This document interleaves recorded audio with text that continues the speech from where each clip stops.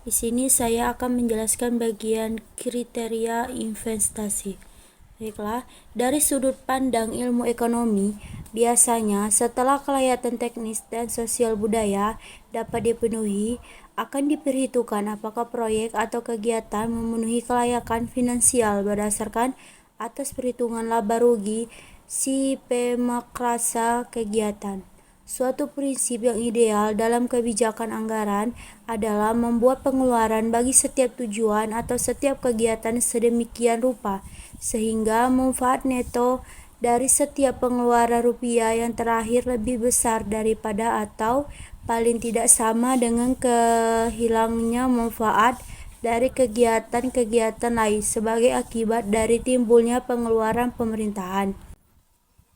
Kurva manfaat marginal tampak mulai menaik kemudian menurun sesuai dengan hukum tambahan manfaat yang semakin berkurang. Tambahan manfaat yang adanya tambahan 1 unit biasanya mula-mula meningkat dan kalau tambah itu terus dilakukan maka manfaat juga akan bertambah. Tetapi setelah mencapai suatu tingkat tertentu, pertambahan biaya yang sama tidak lagi mengakibatkan tambahan manfaat yang semakin besar, tetapi justru semakin berkurang, dan bahkan menjadi sama dengan nol dan negatif.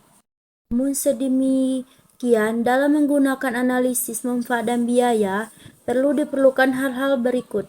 Yang pertama, dalam keadaan yang sebenarnya, seringkali kenyataan yang terjadi berbeda dengan rencana-rencana yang telah dibuat berdasarkan atas perkiraan.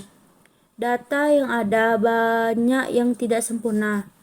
Kedua, kita harus memperluas definisi kita tidak hanya pada biaya individu dan manfaat individu, tetapi mencakup biaya sosial dan manfaat sosial, di mana biaya dan manfaat sosial sudah mencakup biaya dan manfaat langsung dan biaya eksternal.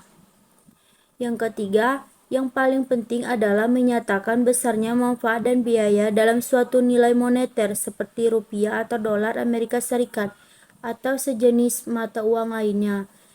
Tanpa mengetahui nilai manfaat dan biaya dari setiap kebijakan atau setiap proyek, maka analisis manfaat dan biaya juga akan tetap tidak ada gunanya, atau setidak-tidaknya kurang bermanfaat.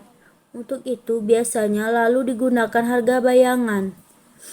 Teknik valuasi ekonomi yang menghitung nilai ekonomi total sangat diperlukan di sini. Yang menjadi persoalan selanjutnya ialah bagaimana kita dapat membandingkan antara manfaat total atau benefit dan biaya total cost sehingga dapat ditentukan proyek mana yang harus layak dilaksanakan oleh pemerintah dari berbagai alternatif. Baik, di sini saya akan membahas materi yang kedua, yaitu terkait dengan instrumen analisis dan manfaat biaya. Pada instrumen dan analisis manfaat biaya, terdapat dua indikator. Yang pertama yaitu nilai sekarang atau neto. Salah satu pendekatan yang umum dipakai dalam pengambilan keputusan berdasarkan manfaat dan biaya proyek atau kegiatan adalah menghitung nilai sekarang bersih atau net present value, yaitu dengan cara mengurangi nilai manfaat total dengan nilai biaya total yang semuanya dinyatakan dalam nilai sekarang. Bila nilai NPV itu positif, maka dikatakan bahwa proyek, kegiatan, atau kebijakan itu layak untuk dilaksanakan. Sebaliknya, bila NPV 0, maka proyek atau kegiatan dinyatakan tidak layak.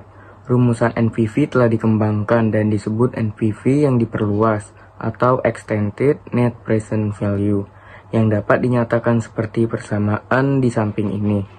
NPV sama dengan B tambah B dengan format CA tambah CP tambah CE 1 tambah R, yang dimana BD sama dengan manfaat langsung, BE sama dengan manfaat lingkungan, dan CD sama dengan biaya langsung. NPV di sini yaitu nilai sekarang neto net present value. Dalam persamaan tersebut tampak bahwa NPV dapat dihitung dengan menjumlahkan seluruh manfaat kegiatan, baik yang bersifat langsung atau BA, maupun yang tidak langsung, yaitu berupa manfaat lingkungan atau manfaat eksternal dari BE. Kemudian mengurangkan semua biaya atau nilai korban yang timbul, baik itu berupa biaya langsung atau CA yang sungguh-sungguh dikeluarkan oleh pemrakarsa. Yang kedua ada rasio manfaat terhadap biaya. Di samping analisis NPV, dalam analisis kebijakan proyek dikenal analisis perbandingan atau rasio antara manfaat dan biaya proyek atau kegiatan. Cara ini dilakukan dengan membandingkan total manfaat proyek terhadap total biaya proyek keseluruhannya, yang semuanya juga dinyatakan dalam nilai yang sekarang. Nilai biaya dan manfaat itu juga harus dihitung dengan memasukkan unsur manfaat eksternal dan biaya eksternal.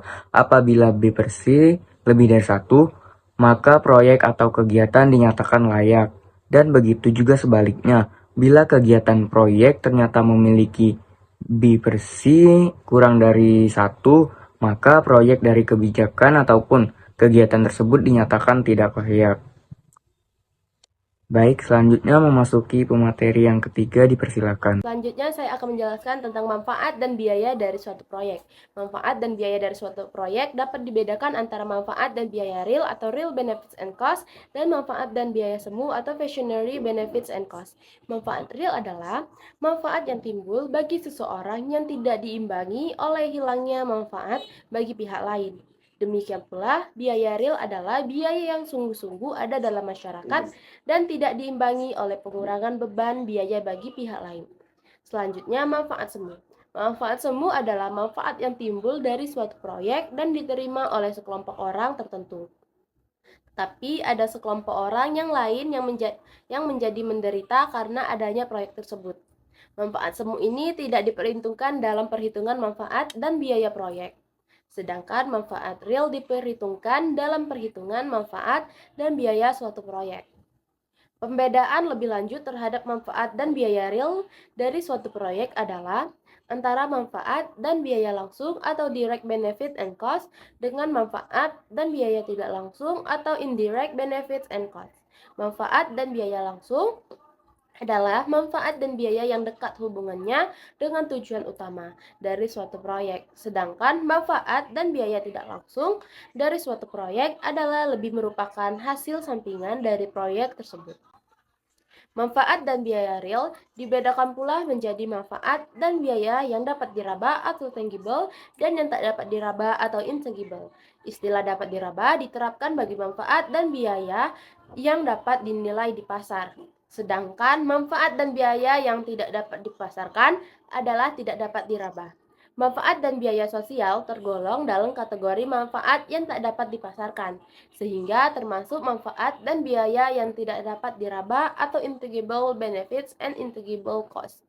Keindahan dari suatu bendungan merupakan contoh dari intangible benefits, sedangkan kenaikan produksi pertanian karena tersedianya air yang cukup sepanjang tahun sebagai akibat pembangunan bendungan itu merupakan tangible benefit.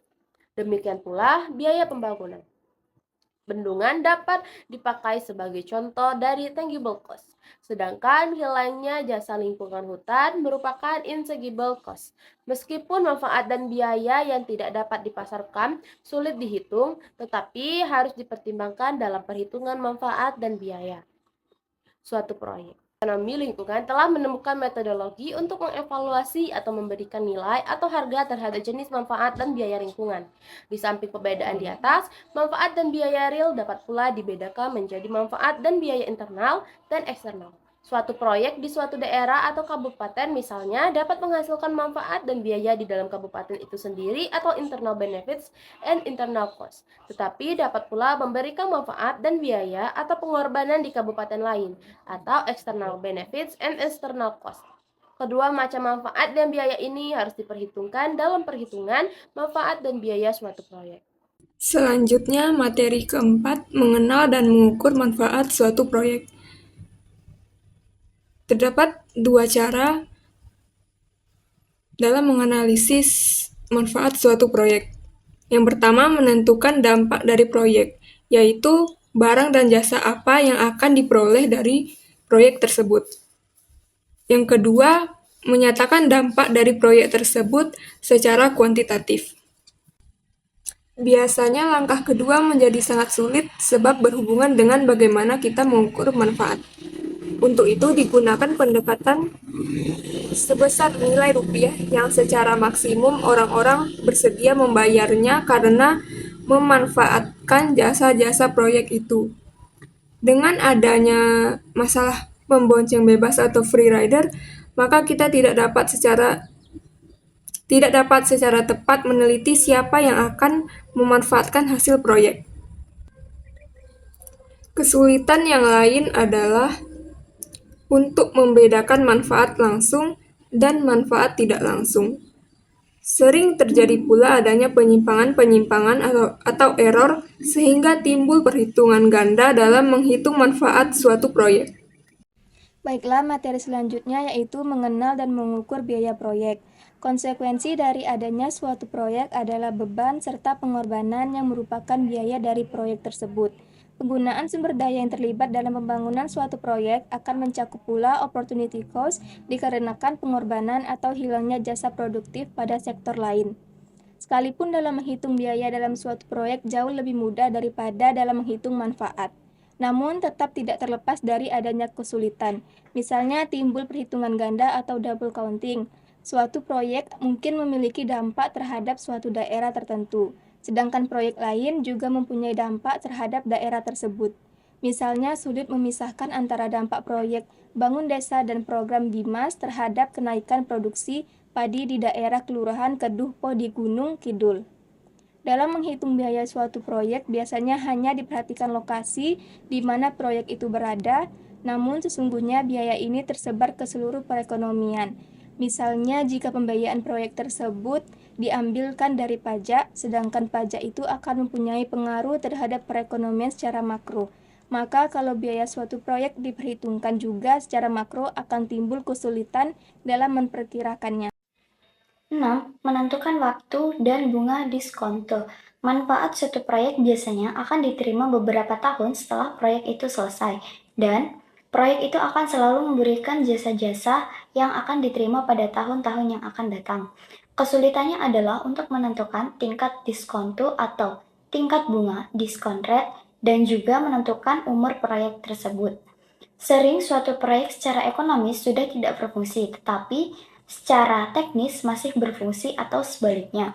Biasanya untuk proyek yang horizon, waktunya panjang diasumsikan tingkat diskonto sama dengan bunga dan tetap untuk jangka panjang. Dan yang ketujuh yaitu analisis resiko. Kehidupan di dunia ini penuh dengan resiko dan ketidakpastian. Perbedaan antara resiko dan ketidakpastian adalah resiko memiliki nilai probabilitas sedangkan ketidakpastian tidak dapat diketahui probabilitasnya. Seorang manajer atau pengambil keputusan dapat dikelompokkan dalam sifat-sifat tertentu dalam kaitannya dengan resiko.